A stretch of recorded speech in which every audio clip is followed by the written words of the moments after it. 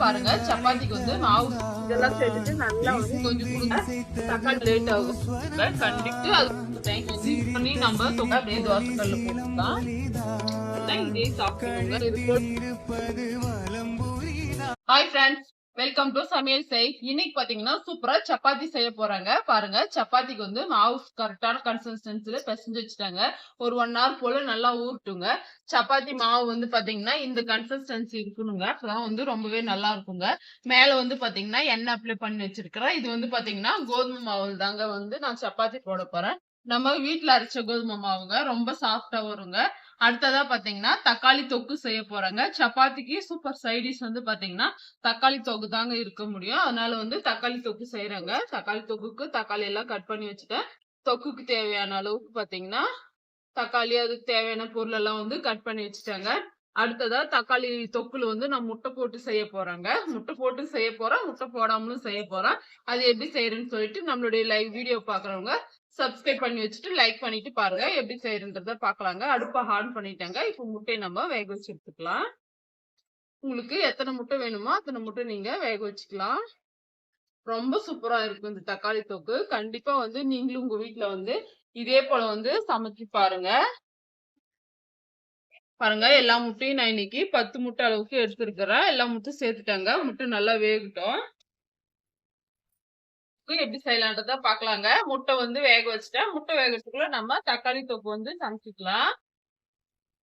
இப்போ கடாய் நல்லா சூடாகட்டுங்க. சூடானதுக்கு அப்புறமா நம்ம எண்ணெய் சேர்த்துக்கலாங்க. தக்காளி தொக்கு பொறுத்த வரைக்கும் பாத்தீங்கன்னா எண்ணெய் கொஞ்சம் கூட சேர்த்து செஞ்சோம்னா டேஸ்ட் வந்து வேற லெவல்ல இருக்குங்க. இப்போ வாங்க எண்ணெய் சேர்த்துக்கிறேன். இது போல நல்லா அகலமான கடாய் வச்சுட்டோம் அப்படின்னா நம்மளுக்கு கிண்டுறதுக்கு கொஞ்சம் நல்லா வசதியா இருக்குங்க. அதனாலதான் நான் இது போல வந்து கடாய் வச்சிருக்கிறேன். எண்ணெய் உங்களுக்கு எந்த அளவுக்கு வேணுமோ அந்த அளவுக்கு சேர்த்துக்கோங்க. நான் இன்னைக்கு 2 கிலோ அளவுக்கு தக்காளி எடுத்துருக்குறேங்க. இதுக்கு பாத்தீங்கன்னா ஒரு 5 டேபிள் ஸ்பூன் அளவுக்கு எண்ணெய் சேர்த்திருக்கேன். எண்ணெய் நல்லா சூடாகட்டுங்க. சூடானதுக்கு அப்புறமா நம்ம கடுகு சேர்த்துக்க போறோம். இந்த தக்காளி தொக்கு பாத்தீங்கன்னா டேஸ்ட் வந்து ரொம்ப நல்லா இருக்குங்க. கண்டிப்பா உங்க வீட்டுல நீங்க சமைச்சு பாருங்க. டேஸ்ட் ரொம்ப பிடிக்கும். திரும்பவும் பாத்தீங்கன்னா உங்க வீட்டுக்கு சமைச்சு கொடுங்கன்னு சொல்லி கேட்டு வாங்கி சாப்பிடுவாங்க. அந்த அளவுக்கு வந்து டேஸ்ட் ரொம்ப நல்லா இருக்குங்க. இப்போ வாங்க தக்காளி தொக்குக்கு தேவையான அளவுக்கு கடுகு சேர்த்துக்கிறேன். கடுகு வந்து நல்லா ஒரு டேபிள் ஸ்பூன் அளவுக்கு சேர்த்திருக்காங்க. கடுகு நல்லா பொரிஞ்சு வரட்டும். அடுத்தடுத்து நம்ம என்னென்ன பொருள் சேர்த்து செய்ய போறோம் அப்படின்றத வீடியோவை ஸ்கிப் பண்ணாம பாருங்க. கடுகு நல்லா வெடிக்கணுங்க. நல்லா வெடிச்சு வந்ததுக்கு அப்புறமா தேவையான பொருள் எல்லாம் இங்க கட் பண்ணி வச்சிருக்கிறோம் பாருங்க. ஃபர்ஸ்ட் நம்ம வெங்காயம் சேர்த்துக்கலாம். வெங்காயம் வந்து 2 வெங்காயம் கட் பண்ணி வச்சிருக்கிறேன். காரத்துக்கு வந்து பாத்தீங்கன்னா பச்சை மிளகாய் எடுத்துருக்கிறேன். உங்களுக்கு காஞ்ச மிளகாய் வேணும்னா அது கூட எடுத்துக்கலாங்க. அடுத்ததா பூண்டு வந்து நல்லா பொடியா கட் பண்ணி வச்சிருக்கேன் பாருங்க. இந்த அளவுக்கு வந்து பொடியா கட் பண்ணியிருக்கேன். பூண்டும் கருவேப்பிலையும் சேர்த்துக்கிறேங்க. இதுலயே வந்து கொஞ்சமா வந்து கொத்தமல்லியும் சேர்த்துக்கிறேன். இதெல்லாம் சேர்த்துட்டு நல்லா வந்து மிக்ஸ் பண்ணிடலாம். நல்லா வந்து வதங்கணுங்க இது.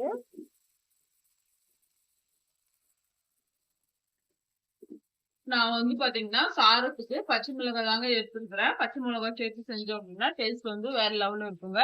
உங்களுக்கு காஞ்ச மிளகாய் சேர்த்து நீங்க செய்யறதா இருந்தா நீங்க காஞ்ச மிளகாய் சேர்த்துக்கலாம். அப்படின்னா பாத்தீங்கன்னா காரத்துக்கு கொஞ்சமா வந்து மிளகாய் தூள் கூட போட்டுக்கலாங்க. உங்களுக்கு எது விருப்பமா இருக்கோ அது செய்யலாங்க. எது செஞ்சாலும் பாத்தீங்கன்னா தக்காளி தொக்கு எப்படி செஞ்சாலும் டேஸ்ட் வந்து ரொம்ப நல்லா இருக்கும். முக்கியமா வந்து சப்பாத்திங்க.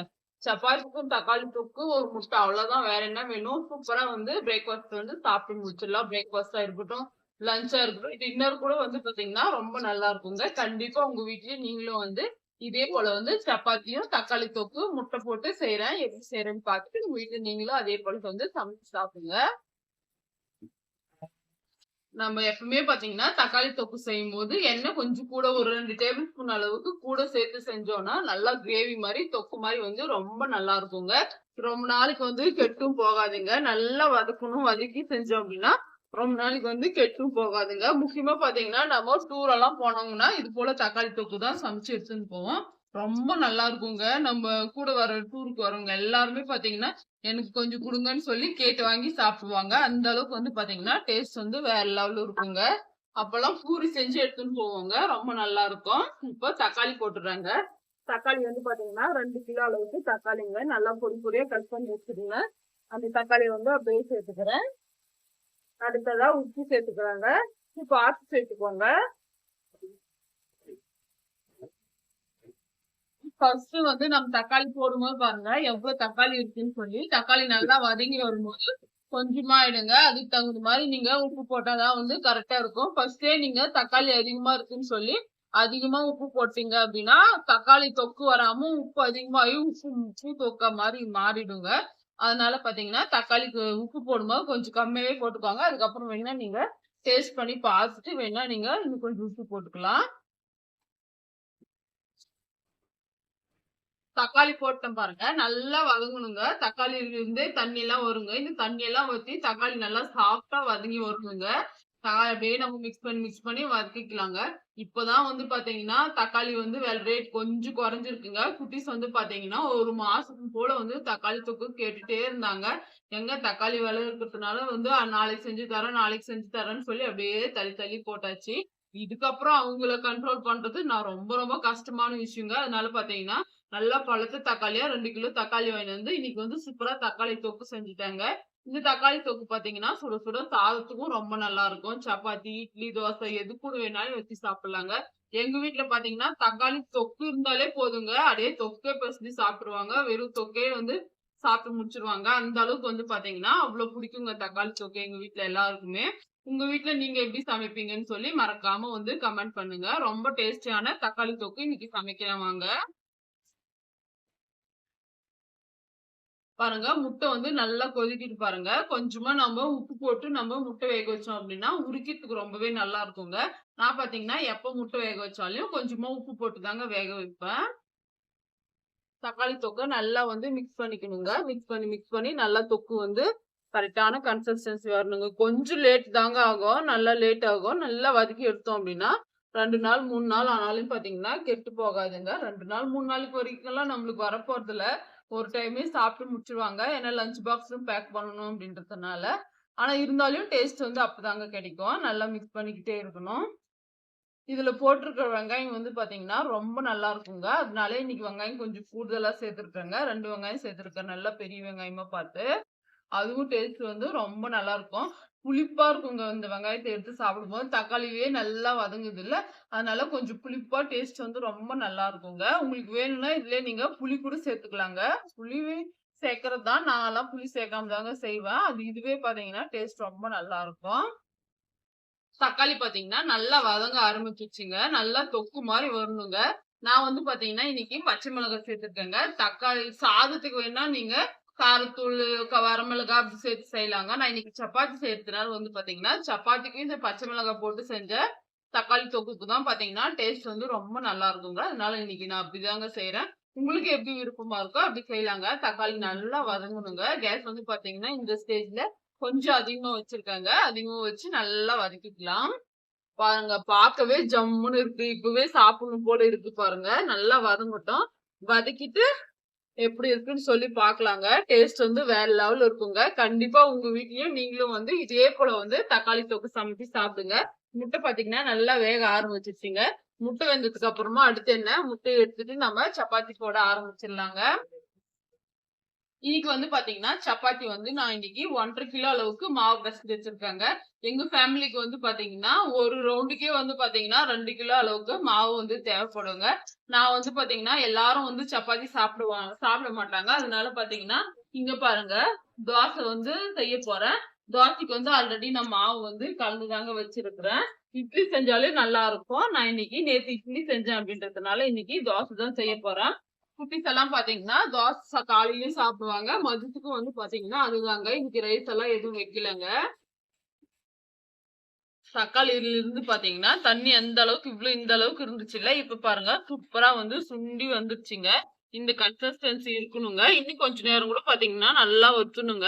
நம்ம ஃபர்ஸ்ட் போட்டிருந்த எண்ணெய் வந்து பாத்தீங்கன்னா நல்லா மேல நல்லா தெரிஞ்சு வரணுங்க. அப்பதான் வந்து டேஸ்ட் ரொம்ப நல்லா இருக்குங்க.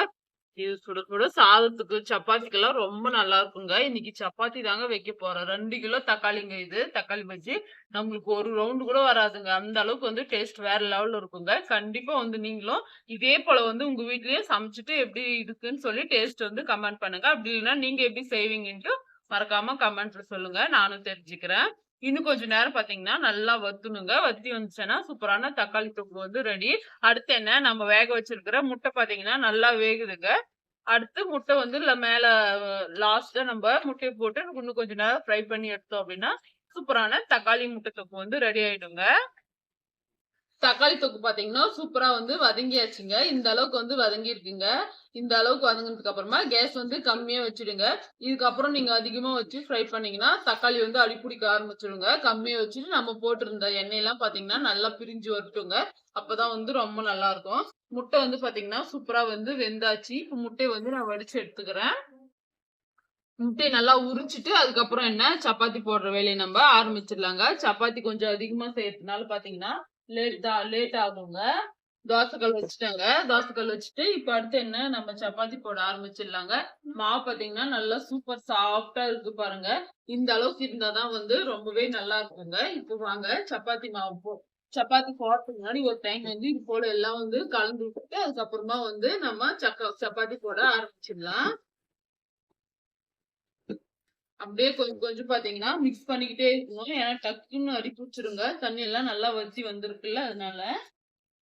இப்போ முட்டை எல்லாம் தோல் உரிச்சு வச்சுட்டேங்க. இப்போ கட் பண்ணி எடுத்துக்கலாங்க. இது போல வந்து கட் பண்ணி நம்ம தொக்குல போட்டோம் அப்படின்னா வந்து பாத்தீங்கன்னா தொக்கு வந்து நல்லா வந்து மசாலா புடிச்சு முட்டையில இருந்து ரொம்ப டேஸ்டா இருக்குங்க. இதே போல 2 பக்கமும் வந்து பாத்தீங்கன்னா கட் பண்ணி எடுத்துக்கணுங்க.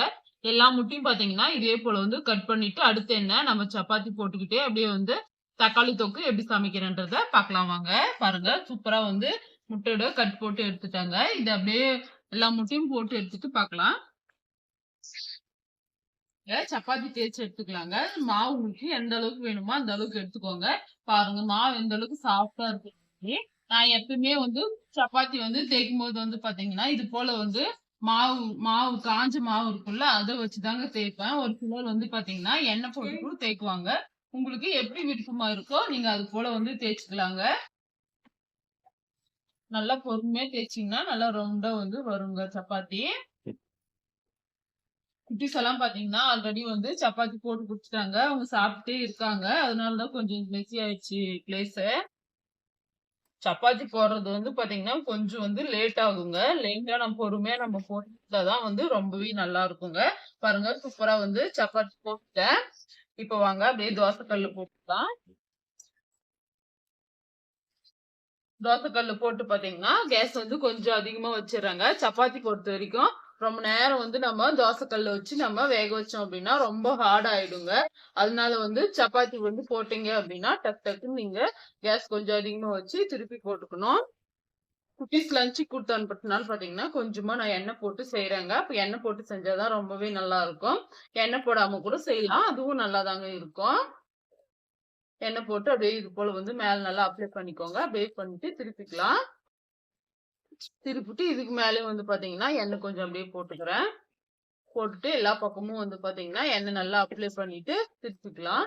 சூப்பரா இருக்கு இந்த சப்பாத்தி. கண்டிப்பா வந்து நீங்களும் எங்க வீட்டுல இதே போல வந்து சப்பாத்தி வந்து செஞ்சு பாருங்க. சப்பாத்திக்கும் முட்டை தொக்குக்கும் வேற லெவல்ல இருக்குங்க. நாம இன்னைக்கு முட்டை வேற போட போறோம், சொல்லவா வேணும். பாருங்க சப்பாத்தி வந்து சூப்பரா வந்து வெந்தாச்சுங்க. இவ்வளவு சாஃப்டா இருக்கு பாருங்க. ரொம்பவே நல்லா இருக்குங்க. நான் பிடிச்சு கூட காட்டுறேன் பாருங்க. பாருங்க இந்த அளவுக்கு சாஃப்டா இருக்குங்க.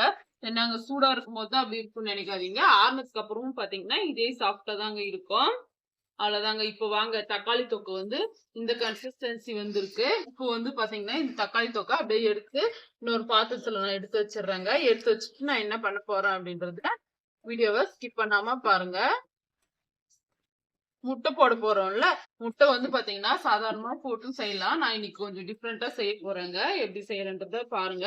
டேஸ்ட் வந்து வேற லெவல்ல இருக்குங்க. எல்லா தக்காளி தொக்கும் பாத்தீங்கன்னா எடுத்துட்டேங்க. நம்ம பாத்தீங்கன்னா 2 கிலோ அளவுக்கு தக்காளி போட்டிருந்தேன். இப்ப பாருங்க எந்த அளவுக்கு தக்காளி தொக்கு இருக்குன்னு சொல்லி. நல்லா வதங்கிச்சு அப்படின்னா வந்து பாத்தீங்கன்னா தக்காளி வந்து ரொம்பவே கம்மி ஆயிடுங்க. அதனாலதான் நான் ஃபர்ஸ்டே சொன்னேன் உப்பு மட்டும் கொஞ்சம் நீங்க பார்த்து போட்டுக்கோங்கன்னு சொல்லி. அடுப்ப ஆன் பண்ணிட்டேங்க. இதே கடாயே வாஷ் பண்ணாமே வச்சிருக்கேன். இப்போ வந்து பாத்தீங்கன்னா 2 டேபிள் ஸ்பூன் அளவுக்கு எண்ணெய் போட்டிருக்கேன். எண்ணெய் நல்லா சூடாகட்டுங்க. சூடானதுக்கு அப்புறமா இதுலயே வந்து பாத்தீங்கன்னா ஒரு 1/2 டேபிள் ஸ்பூன் அளவுக்கு கடுகு சேர்த்திருக்கேன். கடுகு நல்லா பொரிட்டுங்க. நம்ம அடுத்தடுத்து என்னென்ன பொருள் போட போறோம் அப்படின்றத நம்மளுடைய வீடியோ பாக்குறவங்க ஸ்கிப் பண்ணாம பாருங்க. இந்த பக்கம் பாத்தீங்கன்னா அப்படியே வந்து சப்பாத்தி வந்து போட்டு எடுத்துக்கிறாங்க. சைடு பை சைடா போட்டு எடுத்தாதான் பாத்தீங்கன்னா வேலை வந்து சீக்கிரமா முடியுங்க. இப்போ வந்து பாத்தீங்கன்னா ஒரு 1/2 டேபிள் ஸ்பூன் அளவுக்கு மிளகாய் தூள் சேர்த்திருக்காங்க. சேர்த்துட்டு இதை வந்து நல்லா ஒரு வாட்டி மிக்ஸ் பண்ணிடணும். மிக்ஸ் பண்ணிட்டு நம்ம தக்காளி தொக்கு எடுத்து வச்சிருந்தோம்ல, அதுல இருந்து பாத்தீங்கன்னா நான் கொஞ்சமா சேர்த்துக்கிறேங்க. சேர்த்துட்டு நல்லா வதக்கிக்கணும். இது போல செஞ்சோம் அப்படின்னா டேஸ்ட் வந்து வேற லெவல் இருக்குங்க. கண்டிப்பா வந்து நீங்களும் உங்க வீட்டுல இதே போல வந்து தக்காளி தொக்கு வந்து செஞ்சு பாருங்க. போட்டு நல்லா வந்து மிக்ஸ் பண்ணிக்கணுங்க. மிக்ஸ் பண்ணி தக்காளி வந்து நான் ஆல்ரெடி வதங்கிட்டு தான் இருக்கு. இருந்தாலும் பாத்தீங்கன்னா இந்த காரத்தூள் போட்டிருக்கோம்ல, கொஞ்சம் நல்லா வதங்கட்டுங்க. வதங்கினதுக்கு அப்புறமா அடுத்து என்ன, நம்மளுடைய முட்டை கட் பண்ணி வச்சிருக்கிறோம்ல, அந்த முட்டையை வந்து போட்டுக்கலாங்க. சப்பாத்தி வந்து சைடு பை சைடா போட்டிருக்கேன். இன்னும் தோசையும் செய்யணுங்க.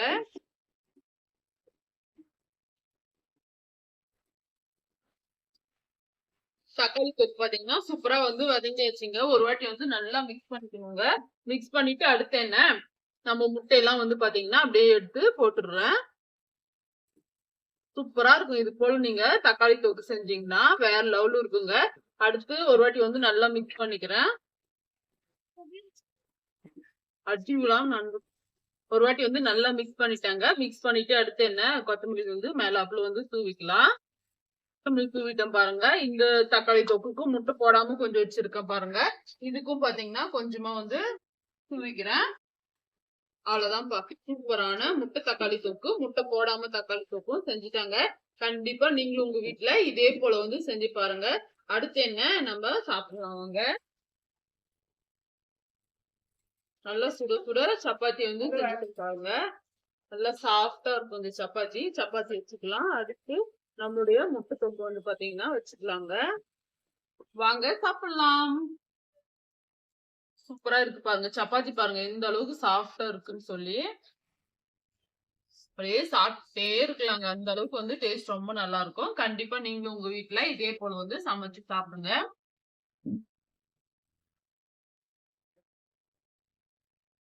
டேஸ்ட் வந்து வேற லெவல் இருக்குங்க. டேஸ்ட் வந்து வேற லெவல் இருக்குங்க. கண்டிப்பா நீங்களும் உங்க வீட்டுல இதே போல வந்து செஞ்சு சாப்பிட்டு பாருங்க.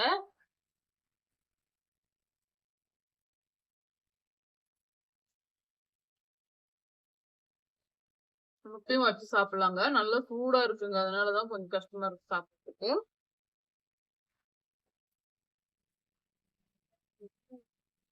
இதே டேஸ்ட் ரொம்ப நல்லா இருக்கு. கண்டிப்பா உங்க வீட்டுல நீங்களும் இதே போல வந்து செஞ்சு சாப்பிட்டு எப்படி வந்துச்சுன்னு கமெண்ட் பண்ணுங்க. அடுத்து என்ன, நம்ம சப்பாத்தி போடலாங்க. ஃபர்ஸ்ட் நாம சாப்பிடலாம். சாப்பிட்டு அடுத்து சப்பாத்தி போட்டு எடுத்துட்டு குட்டீஸ்க்கு வந்து பேக் பண்றாங்க. அந்த வீடியோவும் பாருங்க. இந்த வீடியோ உங்களுக்கு பிடிச்சிருக்கும்னு நினைக்கிறேங்க. பிடிச்சிருந்தா மறக்காம லைக் அண்ட் சப்ஸ்கிரைப் செய்யுங்க. அடுத்ததா ஒரு இன்ட்ரெஸ்டிங்கான சமையல் வீடியோல பாக்கலாங்க. அது வரைக்கும் பாய்.